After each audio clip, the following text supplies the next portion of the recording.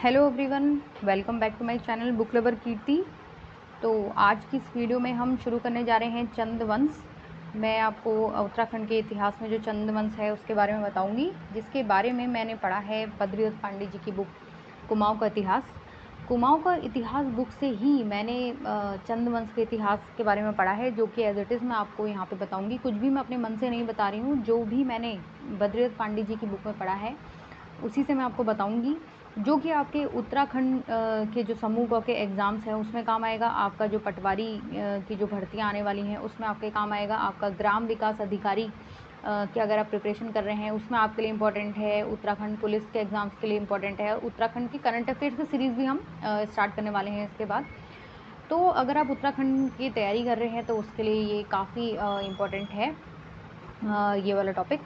तो वीडियो को शुरू करने से पहले एक छोटा सा मैसेज कि प्लीज़ आप मेरे चैनल को लाइक एंड सब्सक्राइब करना ना भूलें। तो चलिए बिना देरी के शुरू करते हैं हम अपना चंदवंश। चंदवंश में देखिए, आपको जैसे कि पता है कि चंदवंश का जो सबसे पहला जो शासक है वो बद्रीदत्त पांडे जी जो हैं। एक सेकंड, इसको पहले थोड़ा सा वो करना पड़ेगा, थोड़ा सा सेट। तो अब ठीक है। तो जो चंदवंश की जो स्टार्टिंग जो बताते हैं बद्रीदत्त पांडे जी, उसके जो काफ़ी मतलब जो सबसे ज़्यादा ऑथेंटिक माने जाते हैं वो माने जाते हैं इसके जो संस्थापक है वो सोमचंद, जो कि 720 एडी में जो है हमारे उत्तराखंड भ्रमण पर आए थे। आए ऐसे थे कि देखिए ये वैसे जो रहने वाले थे ये मेनली रहने वाले थे इलाहाबाद के आपके झूसी झूसी, या आपका ये झूसी को एक और नाम है इसका, यानी कि इसका एक जो नाम है वो है आपका प्रतिष्ठानपुर। आपका प्रतिष्ठानपुर भी इसको कहते हैं। तो ये इलाहाबाद के पास झूसी या प्रतिष्ठानपुर के रहने वाले थे। और एक बार क्या हुआ कि ज्योतिषियों ने इनसे बोला कि भाई आपको अगर आप उत्तराखंड की यात्रा करते हैं, उत्तर की यात्रा करते हैं तो आपको लाभ होगा। तो ऐसा सुनकर ये अपने साथ 27 आदमियों के साथ ये उत्तराखंड भ्रमण पर आए। जब ये उत्तराखंड भ्रमण पर आए तो ये जो है काली कुमाऊँ पहुँचे। तो जब काली कुमाऊँ, यानी कि काली कुमाऊँ से मीनिंग है यानी कि ये पहुँचे आपका चंपावत। जब ये चंपावत पहुँचे तो चंपावत पहुँचकर यहाँ पे जो राजा थे वो थे राजा ब्रह्मदेव उस टाइम पे, जो कि कत्यूरी मतलब शासक थे। तो ब्रह्मदेव जो है इनसे मिलते हैं तो ब्रह्मदेव इनसे बहुत ज़्यादा हो जाते हैं इम्प्रेस। तो इम्प्रेस ही इतने ज़्यादा हो जाते हैं इनके, मतलब इन काफ़ी इनका नेचर इनको पसंद आ जाता है। इनके जिस तरीके से इनके जो कहते हैं ना कि आपके चाल चलन, उनका व्यवहार, और इससे ये इतने ज़्यादा प्रसन्न हो जाते हैं कि ये अपनी पुत्री का विवाह इनसे करवा देते हैं। अपनी पुत्री का विवाह जब ये इनसे करवा देते हैं तो फिर वही दहेज ही मिलेगा। तो दहेज में एज अ गिफ्ट इनको मिलता है क्या, 15 बीघा ज़मीन इनको दहेज मिल जाती है। आपका 15 बीघा ज़मीन इनको दहेज मिलती है, प्लस इनको मिलता है भाबर का कुछ क्षेत्र। भाबर का भी कुछ क्षेत्र इनको मिलता है यहाँ पे। तो भाबर का कुछ क्षेत्र मिलता है। तो अब ये मतलब इस पे क्या करते हैं कि ये अपना राजबुंगा का किला बना देते हैं। ये चंपावत में क्या कर देते हैं अपना, ये कहाँ पे है राजबुंगा का किला, ये आता है क्वेश्चन, ये है आपका चंपावत में। तो चंपावत में जो है ये राजबुंगा का किला बना देते हैं और काफ़ी अपने ही मतलब खुद से ही ये अपने उद्योग से ही ये एक छोटा सा राज्य जो है चंपावत में जो है आपका स्थापित कर देते हैं। अब ये क्या करते हैं, जो ये राजबुंगा का किला होता है, अब इसमें मतलब इनकी वो देखिए आप कितनी बढ़िया इनकी जो है इनकी प्लानिंग थी अपने राज्य को चलाने की। कि देखिए यहाँ पे ये जो जैसे यहाँ पे इन्होंने ये राजबुंगा का किला था, हिसाब से राजबुंगा का किला मानिए यहाँ पे जैसे राजबुंगा का किला है, ये है आपका राजबुंगा का किला, यहाँ पे सेंटर पे है। और इसके चारों ओर जैसे एक यहाँ पे और एक यहाँ पे, एक यहाँ पे, तो ऐसे करके इस किले के चारों ओर इन्होंने अलग अलग 4 किलेदार नियुक्त किए, जो कि क्या है अपने अपने किलों में रहते थे। यहाँ पे ये यहाँ पे अपने किलों में रहते थे और एक मेन सेंटर में रहते थे यहाँ पे आपके कौन, सोमचंद। तो ये क्या करते हैं कि यहाँ पे जो किलेदार थे ये अलग अलग जातियों के इन्होंने रखे थे। एक का नाम क्या बताया, एक का नाम है कार्की, दूसरा यहाँ पे जैसे बोरा, कार्की कास्ट के, बोरा कास्ट के, और आपका यहाँ पे तड़ागी, और आपका चौथा हो गई ये आपके चौधरी। तो ये 4 इन्होंने क्या करा कि अलग-अलग जो है इन्होंने अलग-अलग जाति के 4 इन्होंने किलेदार यहाँ पे नियुक्त कर दिए। अब इनका काम क्या होता था? इनका काम ये होता था कि जैसे ही सेंटर पे यहाँ पे जो मेन किला है राजबुंगा, अगर यहाँ से मतलब कभी यहाँ से लड़ाई अचानक से लड़ाई हो गई या कुछ भी हो गया, लड़ाई में एकदम जाना है, तो यहाँ से बजता था नगाड़ा। यहाँ से नगाड़ा बजेगा आपका, ये मतलब ढोल नगाड़े ये सब बजेंगे यहाँ पे कि भाई हमें चढ़ाई करनी है, युद्ध में जाना है। तो ये सब लोग अपने यहाँ से भी नगाड़े बजाते हुए अपने चिन्ह के साथ, अपने झंडों के साथ ये यहाँ पहुँच जाते थे। और फिर ऐसे करके जो है किसके साथ, ऐसे भी नहीं किया, मतलब अपनी सेना के साथ पहुँचते थे, अपने ये सबके सब ढोल नगाड़ों के साथ अपनी ये भी अपने सेना के साथ इस किले पे पहुँच जाते थे। फिर ये सेना जहाँ भी इनको जाना होगा अटैक करने, फिर ऐसे करके जाती थी। तो ये जो 4 किलेदार थे ये बहुत ज़्यादा मतलब इम्पोर्टेंट थे इनके लिए जो मतलब इन्हीं की सहायता से इन्होंने चंपावत के आसपास के जो इलाके थे उनको भी इन्होंने जीता। वहाँ के आसपास के जो चंपावत के जो आसपास के जो भी गांव वगैरह थे उनको इन्होंने जीता। और ये जो आपके ये किलेदार होते थे, इनको जो इनका एक होता है ना कि एक नाम होता है, तो इनको चाल बोलते थे उस टाइम पे, चाल। ये जो किलेदार थे इनका नाम था चाल। इन जो किलेदार होते थे इनको चाल बोला जाता था। और इनमें एक जो ये तड़ागी आपका जो किलेदार था, तो इन्हीं तड़ागियों में एक हुआ था आपका नाम, उसका नाम है कालू तड़ागी।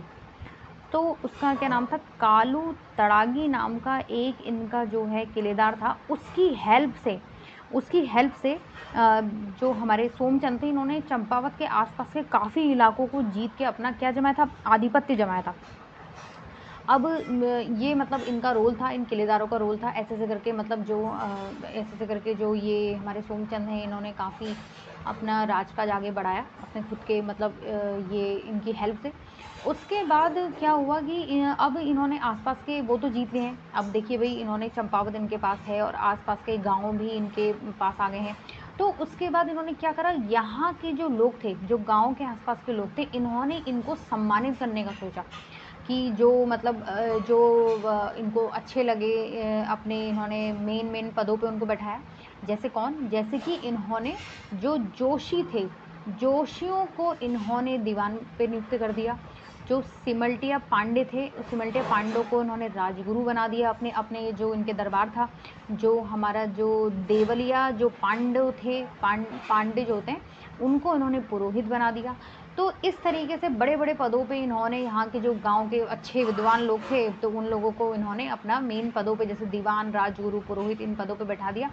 और ये जो ब्राह्मण होते थे, जैसे जो ये आपके राजगुरु है, पुरोहित है, इस टाइप के जो ब्राह्मण होते थे, इन ब्राह्मणों को ये चौथानी बोलते थे।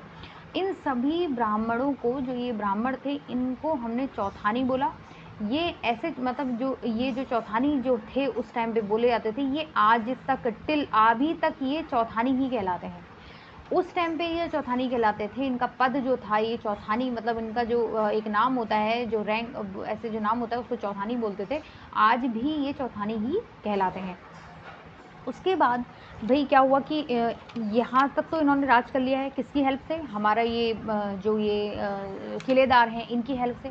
अब इन्होंने आगे भी अब जब इनको राज-काज करना था, तो इन्होंने 2 दल थे उस टाइम पे बहुत ज़्यादा, जिनको बोलते हैं कि चलती थी आस-पास इनकी, तो वो थे महर और फरतेयाल दल। ये 2 जो है दल थे एक जगह, मतलब एक जगह जो ये महर जो दल के लोग थे, ये और एक ये फरतेयाल ऐसे भी लिख सकते हैं हम। तो फरतेयाल, ये जो 2 दल थे, इनकी काफ़ी जो है बहुत ज़्यादा चलती थी यहाँ पे। तो इन्होंने इनको पहले अपने अधीन बना लिया। किसने बना लिया अपने अधीन? सोमचंद। सोमचंद ने पहले इनको अपने अधीन बना लिया, और फिर ये लोग मिलके इनके साथ क्या करने लग गए, इनके सपोर्ट करने लग गए, और इनके अधीन रह के ये काम करने लग गए। और इन्हीं की हेल्प से फिर इन्होंने पंचायती राज व्यवस्था की नींव डाली है सोमचंद ने उत्तराखंड में। तो ये क्वेश्चन आता है कि उत्तराखंड में सबसे पहले उत्तराखंड में पंचायती राज व्यवस्था की नींव किसने डाली थी? तो ये थे हमारे सोमचंद। सोमचंद ने सबसे पहले उत्तराखंड में तो सबसे पहले उत्तराखंड में पंचायती राज व्यवस्था की नींव जो डाली है वो सोमचंद ने ही डाली है। किसकी हेल्प से डाली है भाई? ये है आपकी महर व फरतेयाल जो दल थे, इनकी हेल्प से इन्होंने आपका पंचायती राज व्यवस्था की नींव डाली है। अब ये जो महर और फरतेयाल दल हैं, ये कौन थे और इनके मतलब इसके इसके बारे में हम कल जो हमारी नेक्स्ट जो वीडियो है उसके बारे में हम कल चर्चा करेंगे। आपका जो महर और फरत्याल जो दल हैं ये कौन थे, ये कोई मतलब इनका बहुत रोल है आपका सोमचंद के शासन को फैलाने में। सोमचंद के शासन को फैलाने में इनका बहुत ज़्यादा रोल रहेगा। वो रोल ऐसा रहेगा कि भाई जो भी कोई भी काम 1 सेकेंड, इनका जो भी थोड़ा सा इधर को हो गया है ये, अब ठीक है। तो जो भी इनका रोल रहेगा वो रहेगा कि अब ठीक है, जो आपका इनका जो शासन की जो बागडोर है वो महरा और जो फरत्याल जो दल हैं ये संभालते थे मेनली। जो बड़े बड़े फैसले लेने हैं जो भी हैं, ये महर और फरत्याल दल, ये ही इनकी हेल्प से ही आपका जो सोमचंद है वो अपना शासन और राजकाज कर पाए। अब ये कौन थे, इनकी क्या मतलब जो जिसे कहते हैं कि क्या इनकी धाक थी, इनकी क्या इनकी जैसे कह सकते हैं कि इनकी बहुत चलती थी यहाँ पे, तो इन सब के बारे में हम अगली वीडियो में पढ़ेंगे। तो फिर उसके बारे में हम चर्चा करेंगे नेक्स्ट वीडियो में। तो मैं कीर्ति तिवारी आपसे मिलती हूँ नेक्स्ट वीडियो में, जिसमें कि हम चर्चा करेंगे कि महर और फरत्याल दल कौन थे और कैसे इनकी बहुत ज़्यादा यहाँ पे चलती थी और इन लोगों ने यहाँ पे शासन की बागडोर संभाली। तो इसके बारे में हम अगली वीडियो में चर्चा करेंगे। तब तक के लिए stay home, stay safe and book lover Kirti को सब्सक्राइब करना ना भूलें। Thank you.